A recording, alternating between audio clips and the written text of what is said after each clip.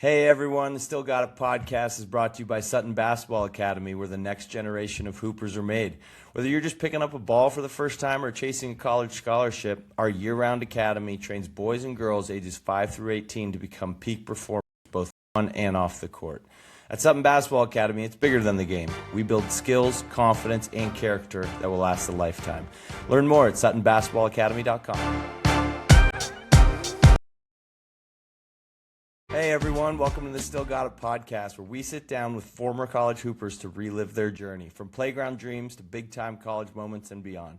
Each episode, we dig into players' early days in the game, the recruiting process, that first taste of life in college, and the highs and lows of their playing career. We'll also look at what came after the final buzzer, life beyond basketball, and where the game has taken them since. I'm your host, Nick Sutton, and this is Still Got It. Real stories, honest reflections, and a deeper look at the game beyond the box score. And if you're enjoying what you're hearing, be sure to like and subscribe.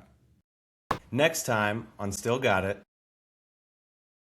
Alrighty, welcome to Still Got It.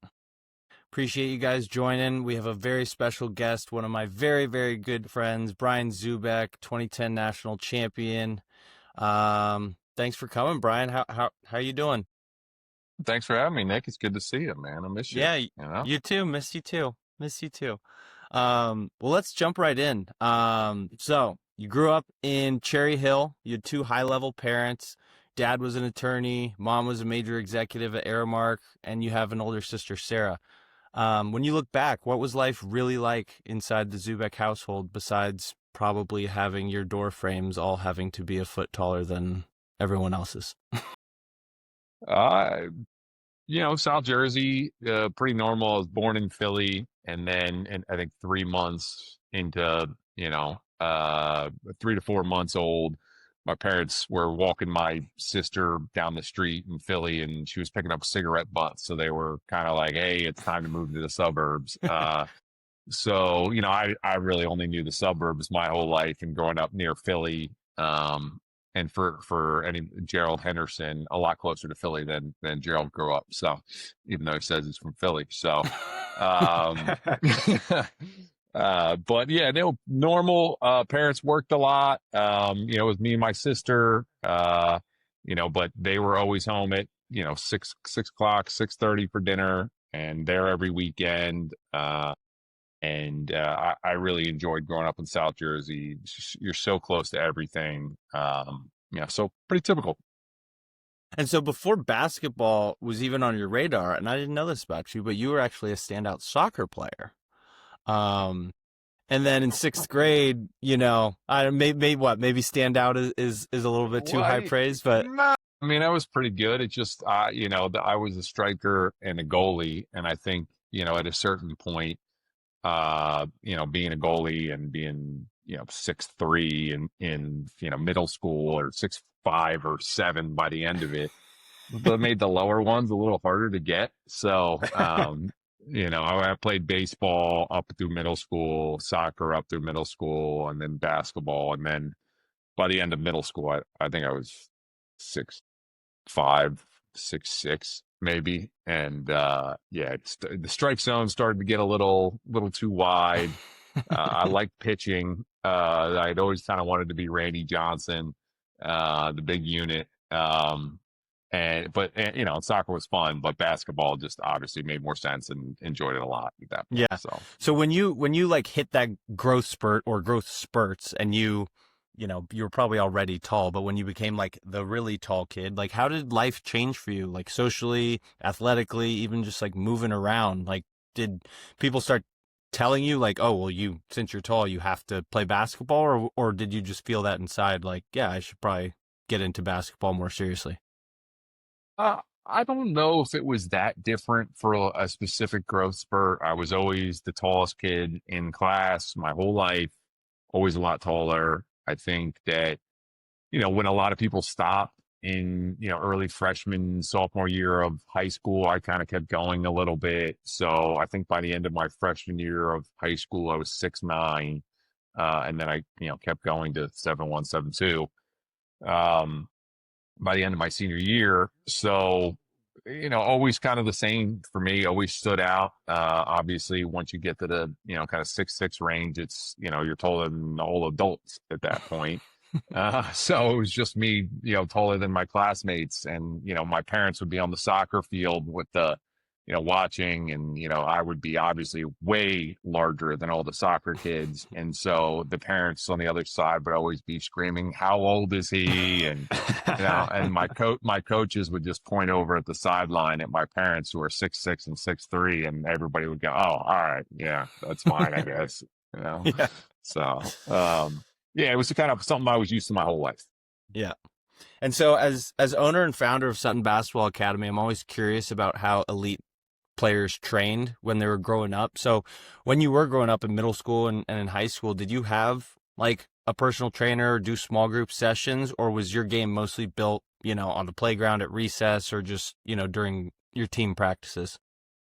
Yeah, so I mean, my dad played baseball and football in college. My mom rode crew. So I mean, my dad played a little bit of high school basketball, but really, didn't really know, about any levels of the game, in terms of, travel sports, or, middle school. Once you get to middle school, AU teams, that kind of thing. And so, I just kind of practiced on my own with my dad in the driveway up until, early middle school. And then I'd go to, local basketball camps that are, outdoors in the summer, and, play on the, local, middle school team.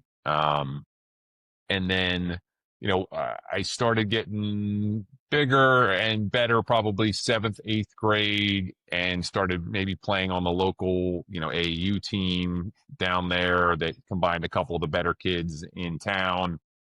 And then what really kind of accelerated is at one of those basketball academies, or basketball camps during the summer, I met a younger guy who was kind of just out of college, and had started his own basketball training business. And so he reached out to my dad. My dad, kind of said, my sister was 2.5 years older than me, so she was playing basketball as well. My dad agreed to let him, try out, because my sister was older and a little more advanced at that point. So once, my sister trained with him a couple times, then I started training with him, and then trained with him all through college, even back in the summer. And, when I tried to go pro a little bit, and he really completely changed things for me.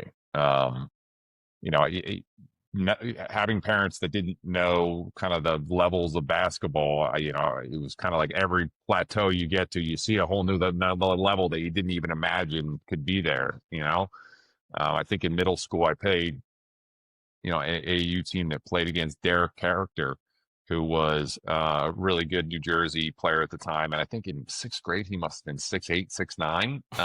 And he was like already at his full height. So, I mean, I was big, but, I was the one laughing when I was jumping against him. And so it was kind of like that progression where I kept going, and, you don't see it until you get to that next level. Like you get to middle school ball, and then you get to travel ball, and you're like, oh God, these guys are a lot better. And then you get to, like go to AAU tryouts and stuff, and go to tournaments in Florida. And, oh, these are even a lot better. And then you go to, get invited to like a Nike camp or something like that. And you're like, holy crap, I didn't even know that there was levels like this. And so, that just kept going my kind of whole career, where I just didn't know what was, out there really. But yeah, the trainer really, really did a lot of one-on-ones, a lot of group, and was phenomenal for me.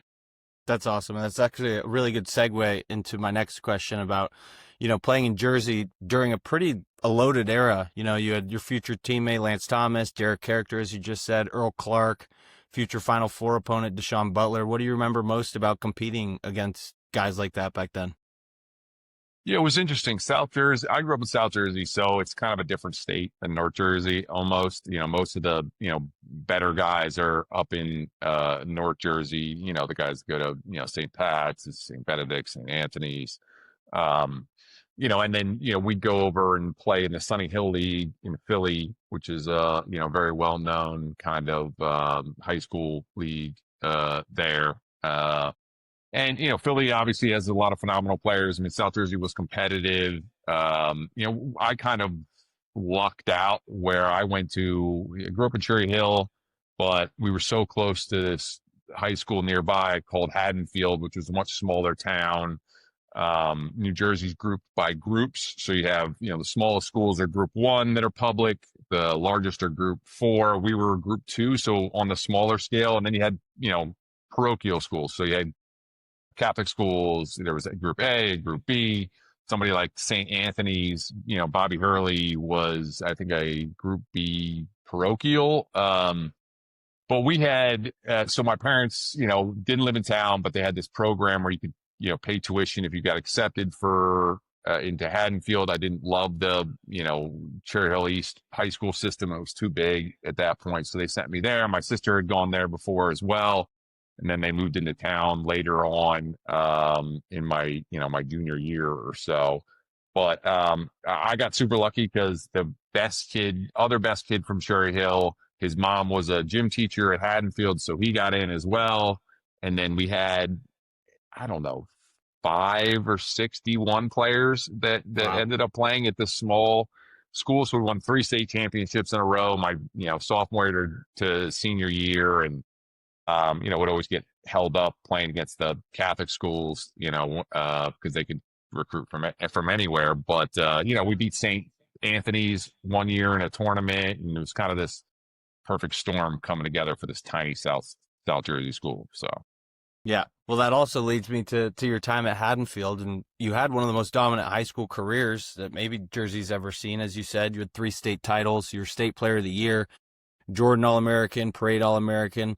If you had to narrow it down, what are like the top 2 or 3 moments from your high school career that kind of still stick with you? I'd say there's 2 moments for me. One would be, there was this other really great South. So my high school coach he's going to be in the Hall of Fame. He's phenomenal, but he was very early on in his career here, still great, but it was kind of a new experience. There was another school in South Jersey, Middle Township, coached by this guy, Tom Farraco. Forgive me if I butchered that. It was great, and we could never get over them. Like I didn't start my freshman year. I still played JV. I was still kind of getting used to my body, kind of came on the end of the year, but we lost to them, in the group 2 South Jersey finals or in my freshman year. And then we beat them the next year to kind of move on to, if you win South Jersey, then you play Central Jersey. And then there's 2 North Jersey divisions. So whoever wins the North Jersey divisions plays against the Central or South Jersey divisions in the, the state championship. So getting past, that kind of, he had a program that was just dominating. So getting past that was a great moment for both my coach and us, because it's one of those where it's our first time. I had a couple of seniors on the team that were older guys. Maybe we had me and one other kind of sophomore that was playing a little bit. So that was kind of, all right, we can be really good. And then my senior year, we had kind of ran the table for a while. I think we were something like 68 or 70-0 in conference my last 3 years, literally never lost a game. My senior year, we won by an average of 35 points a game. I think I played in conference, I played like 22 minutes a game or 26 minutes a game because it was just not necessary. And so, it was like we were ranked top 25 in the nation for a little while, for this tiny little school and beat St. Anthony's. So, we had gotten to the South Jersey Group 2 finals again. And we had like a school incident where my other best player got in some trouble for some after school activities and had to sit out for the game. And so it was he was a 3-point shooter, great player. So it was just swarm ball against me the whole time, fouling the crap out of me. And, it was a struggle. I think, we finally gutted it out on some last second shots where I threw up some, sky hooks or something that miraculously went in. So that was a lot of fun. And then unfortunately, another one would be we beat Summit twice, my junior and senior year, which, weird coincidence. Wellington Smith, who was the center on West Virginia, was their center both my junior and senior year. So he graciously, we beat him my junior year, my senior year, and then my senior year of college. He was a great player, but just small world with Jersey basketball. It's just if Rutgers could recruit Jersey players, they by far would be the best in the country. Yeah, but they can't. I want to find some. See if we can dig up the archives of those sky hooks. Yeah, well, of you getting mauled. Yeah, I was like I blacked out and threw it up sometimes. So, well, not only were you a standout, player on the court, you were also a straight A student, and ultimately your recruitment comes down to Duke and Stanford. Two top 5, top 10 schools in the country. What do you remember most about your recruitment, and what ultimately sealed the deal for Duke? Yeah, again, it was, my aunt went to Duke, so it kind of had me in like Duke gear since I was a kid. Obviously, if you're really big on academics, Duke was kind of always like the top tier, but I never knew if I was going to be good.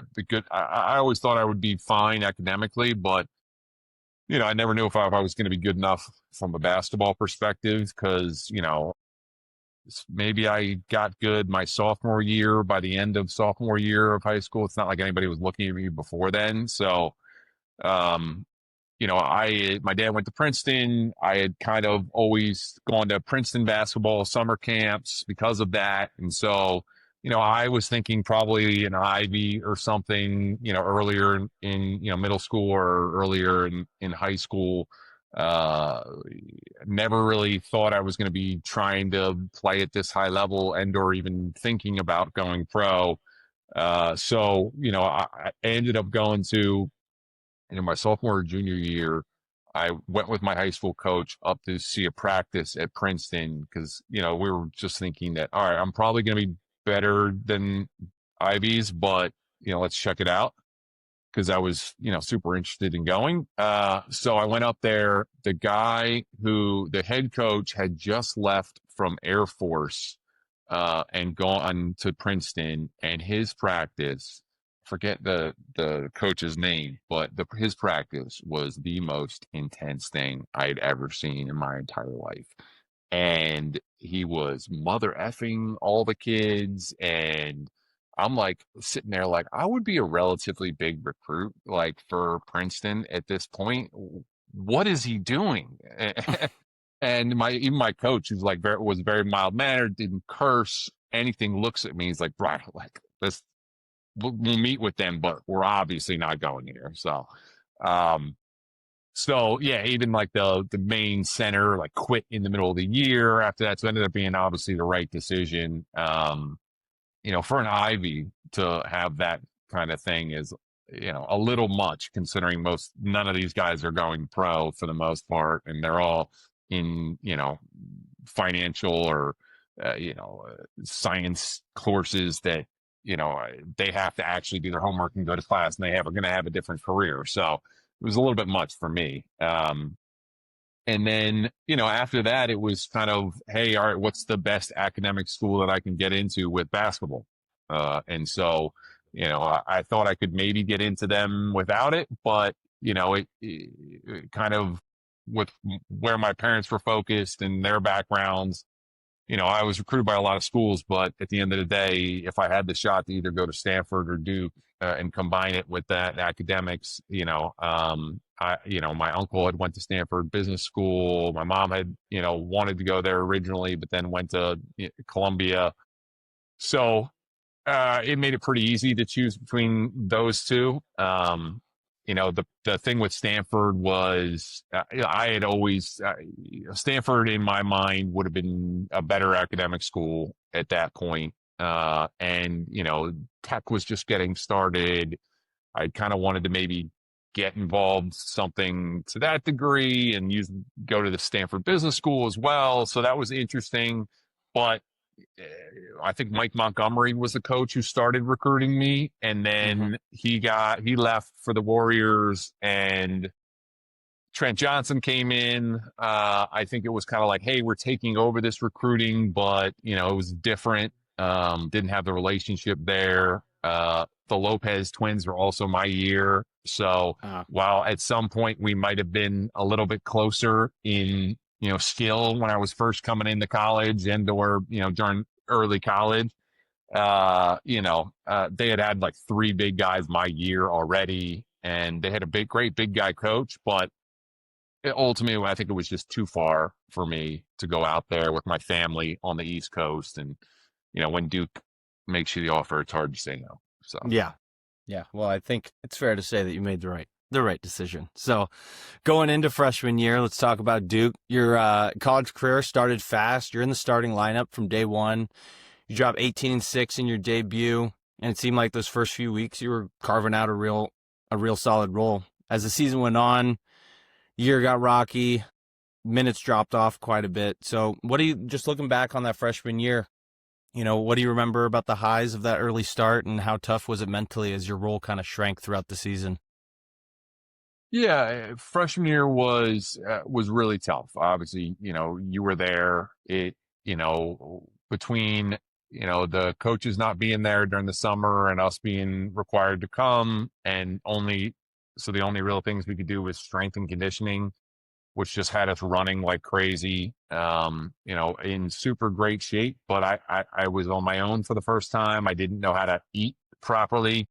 So the combination of conditioning for me, I think I came in at 270, 265, and I left the freshman summer. Didn't feel like I was fat. And I left the freshman summer at 235. So I think that, combined for a couple things. In one, that it made it okay for me to get by in the first part of the season. But also against, more mid-major, low-major teams, made it a little bit more competitive for me. But, once the season dragged on and, the guys got bigger, they got older, they got better, definitely made it a little bit tougher for me. I also think that, look, we had Josh McRoberts also, and it's very difficult to figure out a defensive scheme when Josh and I are both in there at the same time if you're not doing some sort of zone. So understand it from coach's perspective to kind of sub Lance in there a little bit more on the defensive side. Obviously I was a freshman. I didn't really understand scoring 18 and then not starting the next game or scoring, so it was a little bit of a mental roller coaster for me. And then, once you lose your confidence a little bit and you're, on a quick trigger for going into games, just kind of devolved a little bit for me where, you start to get minutes that weren't quality minutes, and then you miss a layup or something, and then you get yanked, and it just, kind of devolved a little bit between that. And I don't think having the muscle or the, stamina to last the whole season, based upon how we started. Yeah. So then, turning the page on freshman year, we're going into sophomore year, but you break your foot, if I recall, that summer going into sophomore year. The team, freshman year's team was, still one of the youngest teams ever. I think we had one upperclassman, which was DeMarcus Nelson as a junior. No seniors on the team. No scholarships. No seniors on the team. And then sophomore year, we bring in Kyle Singler, Nolan Smith, Taylor King. So team's trajectory is going up, but you're kind of. That was the next year. Yep. Oleg was the next year. Oleg was next year? Oh, no. I forgot. Okay. I forgot it was just the 3 of them that freshman year. Yeah. Right. Yeah. They had that 3-person shared dorm room. I forgot about that. Yeah. And so, you bring in a good class, really good class, but, you're kind of sidelined with that foot injury. What do you remember about trying to keep pace with a group that was, on the upswing, but, your body, your foot kind of kept you on the sidelines, kept you slowing down? What was that kind of that first part of sophomore year like? Yeah, sophomore year was absolutely brutal for me. One, I blame John a little bit because I was at dinner enjoying my time, and he texted me, "Hey, we have an open gym and everybody's coming here. Like, you need to come. We're gonna work out or play or something." So I'm like, "All right." In the middle of dinner, I have to leave the person I'm with and or rush them through. I rush to the gym, and it's just John there. And he's shooting around, "Hey, do you want to play one-on-one?" I'm like, "I'm not taped up. I don't have my ankle braces, this and that." So just the dumbest reason to hurt your foot. So we're playing one-on-one. I think I jump over to I miss a shot. I'm like reaching over to grab a rebound from him, and my leg clips his bottom of his shoe and like just turns real quick. I think it's a turned ankle because I've turned it a bunch of different times. End up can't walk in the morning, go get a x-ray, find out that it's broken. I'm calling my parents that night, "Hey, I'm going into surgery at 6 a.m. tomorrow. I broke my foot." So I had the same injury, the broken fifth metatarsal that Yao had, that Brooke Lopez had. I think they also got it through the same surgeon at Duke, Dr. Nunley. He was phenomenal, but they put a big screw in the side of your foot on the left side. I have high arches, so it kind of all the pressure goes on that outside of the foot.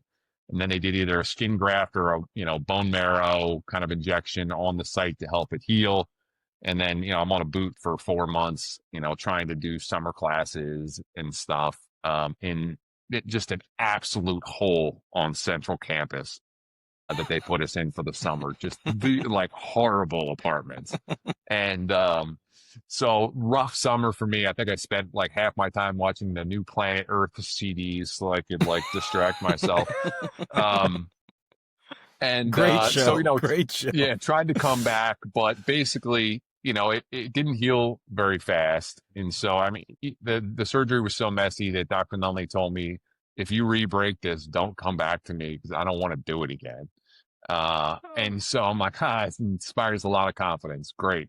So, in order to play, they fashioned what's called a clamshell, which is a custom fiberglass cast that basically goes around your foot like this that you have to play with. And then they do a metal shank, basically, which is like a metal rod in your shoe so that you don't get any flexion when you run. So, I'm kind of just able to start playing when we get our October break and practice starts. And I was horrible. And I'm dragging along a clubbed foot. I got an emaciated left leg. And I think Wojo texted me that the second night or something is like, "You should go into the locker room and apologize to your roommates for how bad you are right now." And I'm like, just twist the knife. I start breaking down. I'm like, "Oh, this is horrible." Anyway. So, look, I had some flashes of okay, that year. I was but the thing that sucked was, I was playing better, and then we were going to go to Philly to play Temple. And I was told that I was going to start the first time. So I'm like telling everybody I'm going to start, blah, blah, blah. It's great. We had that loss at Madison Square Garden over, what was that? Was that Pitt? Pitt. Yeah, it was Pitt. Horrible loss at Madison Square Garden right before Christmas. So instead of having a long Christmas break, we're back the day after Christmas. And, we're got 2 or 3 days. And so we're, doing some crazy workouts and, all of a sudden, a day or two before the game, I feel a little pain after some crazy stuff we were doing in my foot. Go get an x-rayed. All right, hairline fracture again on the spot. And so, so I then have to show up to Philly, to my hometown, with a boot on, saying, "Hey, I'm not playing," to everybody who showed up for me. So that really sucked. And then I think we wait 4 to 6 weeks and see if it heals. It heals enough for me to play on it for the rest of the year. But obviously, I'm in and out. I don't have my confidence. I'm dragging this around still, so rough end of the year. And then we go and we do a exit x-ray after the year and it's still broken or like still has enough of a fracture that they say, hey, like if you want this to really heal, we need to go back in again. And so I go back to the doctor. He's like, come on, man. And I'm like, what do you want me to do? So he take out the screw. We put a larger screw in. They do another bone graft and injection, and I repeat the process all over again. That junior year of summer. I think they do it a little better, so I have a little bit more of a better junior year. But it was it was rough. I couldn't jump. I couldn't turn direction really quick. So playing man-to-man offense was just great for me with the pick and roll. But yeah, it started slowly getting better. It's just the problem was, I had such a lack of like leg muscles, based upon being on crutches for 2 summers in a row. And then we didn't have a big guy. So I needed to play instead of redshirting, which I definitely probably should have done at least my sophomore year. But eventually it worked out. Yeah. Well, then after the troubles and just the kind of the shitty sophomore year in terms of your body and all that, you go to junior year and you start to carve out a role in the rotation.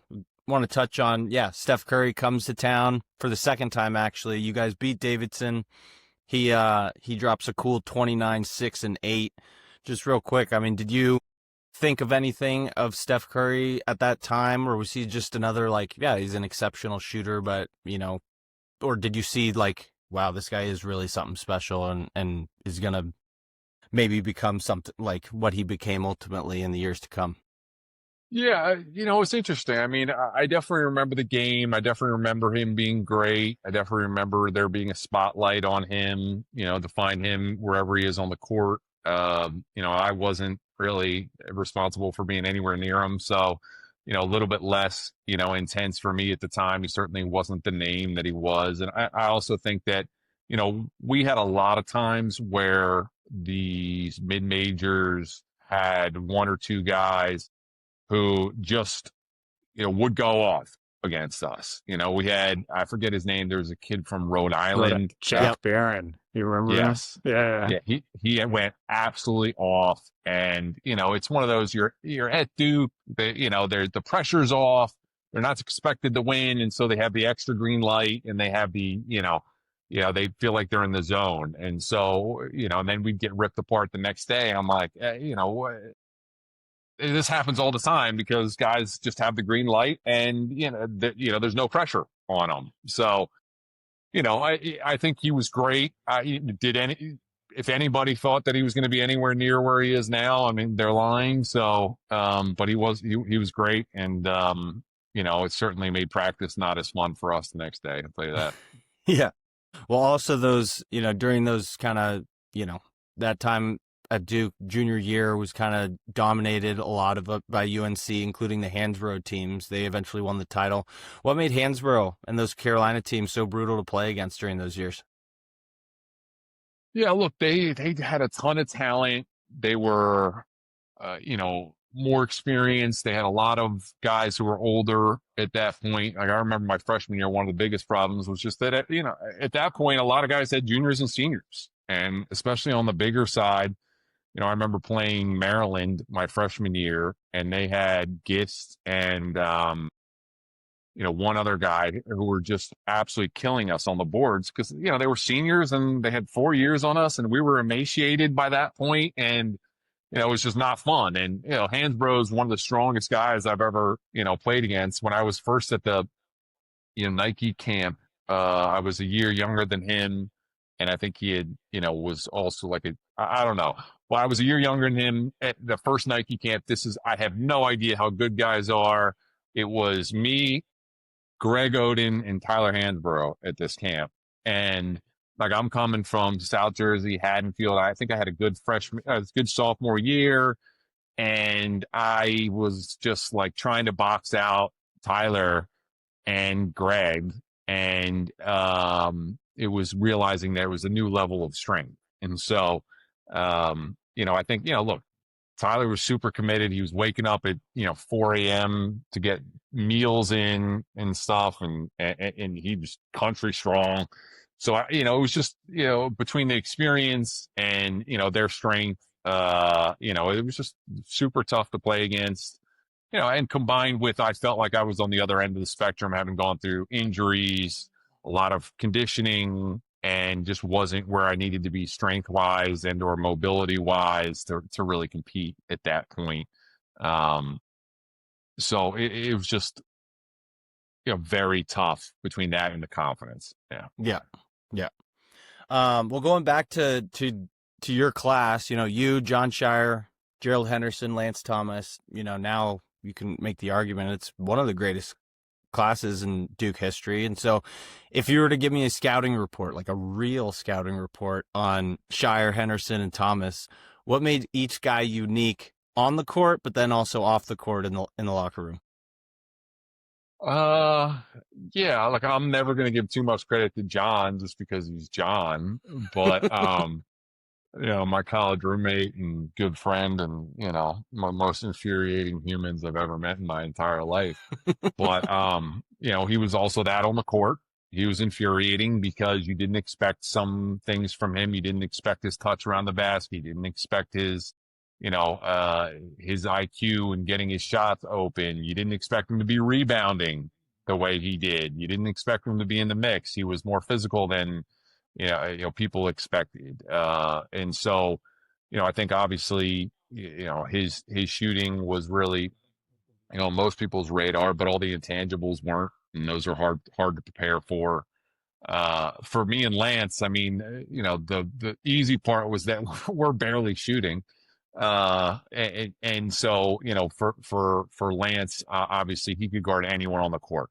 And that was such a big, boon for us throughout our, all of our 4 years. He was always had the hardest assignments and, was an unsung hero throughout, obviously developed a nice little shot from the top of the key.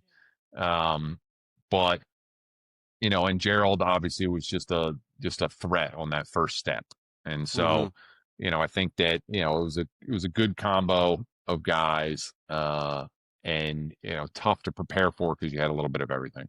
Yeah. And what about off the court? If you had to describe each one of them, in a few words or whatever. I'm gonna say John, besides infuriating, is one of the most competitive people I've ever met. He wants to compete in everything, sometimes overly confident. But most of the time, the infuriating part is that he can back it up. That he tends to be very good at anything he does. And that, as his good friend and college roommate's very infuriating. So, for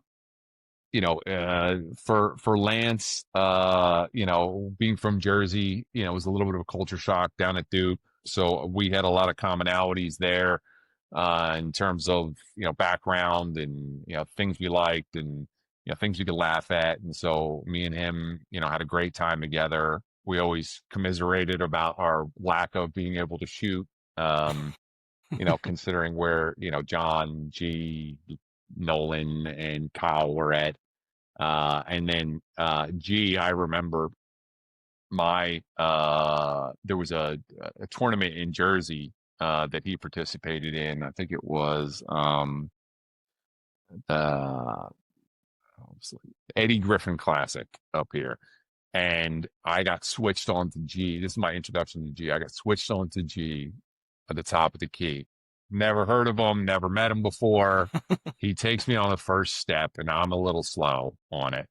And fortunately, I probably body him like a little bit, like as he goes by me. But he goes up to throw down the biggest dunk I've ever seen, and he misses it. Thank God.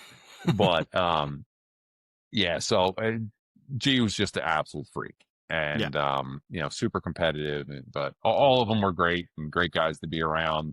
It made it a lot easier to get through the stuff we were getting through because, they're all great guys from great families and, kind of had your back on all that stuff. Yeah. Next time, we had gotten beat up by UNC for 3 years, and it was kind of a payback game. And so you have literally the biggest shot of your career on the free throw line. What's going through your head as you take the first free throw? Yeah, I think for me, it was more relief Mm-hmm. than it was joy in the moment. You know?